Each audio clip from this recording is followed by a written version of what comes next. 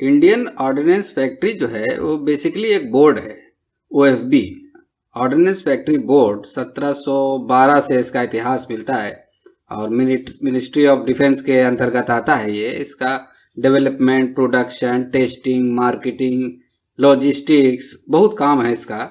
इस बोर्ड के पास लगभग 40 से अधिक फैक्ट्रीज हैं और बहुत बड़ा उसका हिसाब किताब है। 7 से 8 बिलियन डॉलर में इसका हिसाब किताब बनता है साल में। 80,000 कर्मचारी हैं और 80,000 कर्मचारी जिस उसमें हो तो आप समझिए कि देश में समझिए कि इसको संज्ञा दिया जाता है कि जैसे आर्मी है, नेवी और एयरफोर्स के बाद ये जो चौथा अंग है हमारी रक्षा तंत्र का, ये चौथा अंग कहा जाता है हमारे ओएफबी को।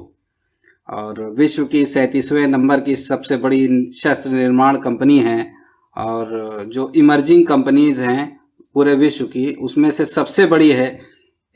एशिया की दूसरे नंबर पर है सबसे बड़ी कंपनी। सन 1712 से ये सब शुरू हुआ, जब जो है डच के लोग आते हैं, वहाँ की कंपनी इसको शुरू करती है। और उसी के बाद फिर एक और कंपनी इच्छापुर में ही शुरू होती है।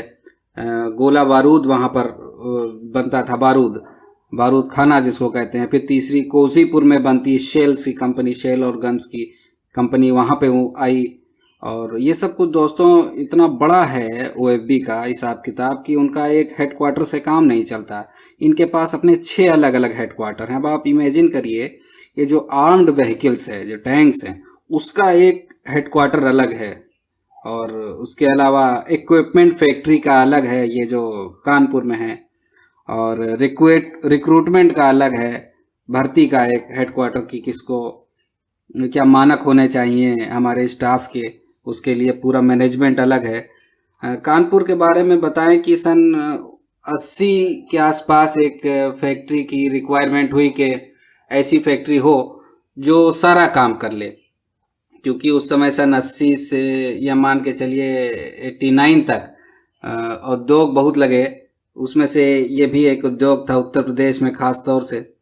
सन 80 के पास जब ये रिक्वायरमेंट हुई कि जो कारखाना सारा काम करे, मतलब स्टील भी बनाए और प्रूफिंग भी करे और डिलीवरी भी दे, तो अपने आप में एक संपूर्ण उसका बायलॉज बनाया गया। उसकी ऐसी प्लानिंग रखी गई कि उसके काम में कोई बाधा ना आए। ISO 9001 और 2000 के स्टैंडर्ड पे बनी है। इसके अलावा एक एक्रेडिशन की कंपनी और है, NABL, जो जिसका काम है कि इस फैक्ट्री में, ये जो है कानपुर वाली फैक्ट्री, इसमें देखे कि सारी चीज़ें अंतर्राष्ट्रीय मानक के हिसाब से हैं कि नहीं। यहाँ पर समझिए कि जो एक पेचकस भी है, एक स्क्रू ड्राइवर भी है और बड़े प्लांट मशीनरी से लेके सब कुछ इंटरनेशनल स्टैंडर्ड पे है। यानी कि दुश्मन के पास जो कोई शस्त्र होता है तो उससे अच्छा अपना होना चाहिए। ये इसका बायलॉज है, मतलब इसे क्वालिटी स्टैंडर्ड का। इसीलिए कहा जाता है कि जो है बड़ा महंगा होता है युद्ध नहीं होना चाहिए, इसीलिए इससे बचते हैं लोग।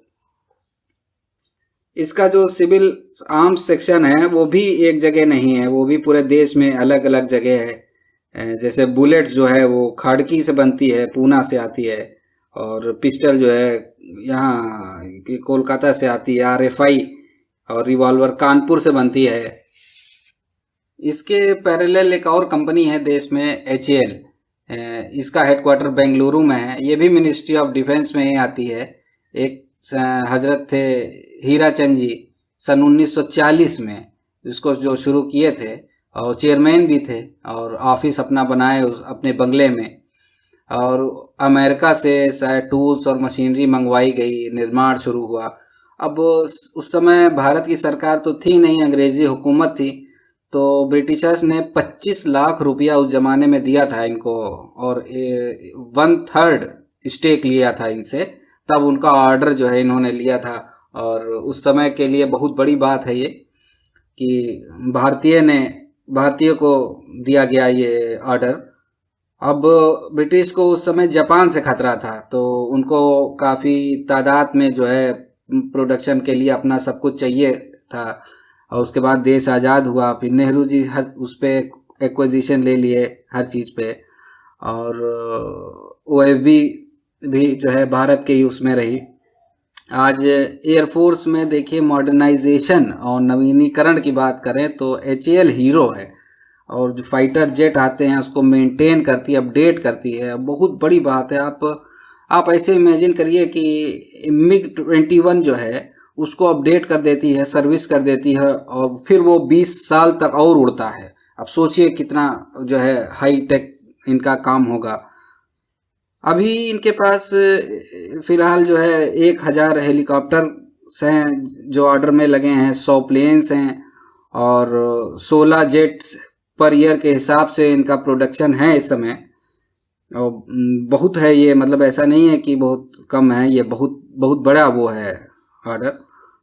अब इसी सिक्के के दो पहलू हैं। अब इसको ऐसे समझिए कि इसका जो कर्मचारी संघ है, जो OFB का, और जो है शस्त्र निर्माण के जो कर्मचारी लोग हैं, उनका कहना है कि जैसे BSNL के कर्मचारियों का हाल हुआ है, वैसे ही ये सरकार हम लोगों का भी कर देगी। पैसे की क्राइसिस है, और जो है पैसा जो इंड्यूस करती थी गवर्नमेंट, उस पर रोक है काफ़ी, उसमें प्रॉब्लम्स हैं, मिलने वाली सुविधाओं पर भी सवाल है।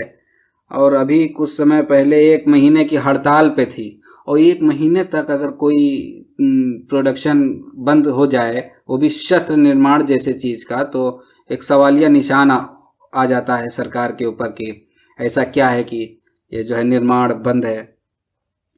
अब मैं इस एक वीडियो में सब कुछ कवर नहीं कर पा रहा हूँ, और इसका दूसरा पार्ट मैं लाऊंगा। ये इंट्रोडक्शन था, और आपसे रिक्वेस्ट है कि प्लीज़ सब्सक्राइब कर लीजिएगा। ऐसी और भी वीडियोस हम लाते रहेंगे। आपका बहुत बहुत धन्यवाद। महान अनुकंपा हुई आपकी। जय हिंद, जय भारत।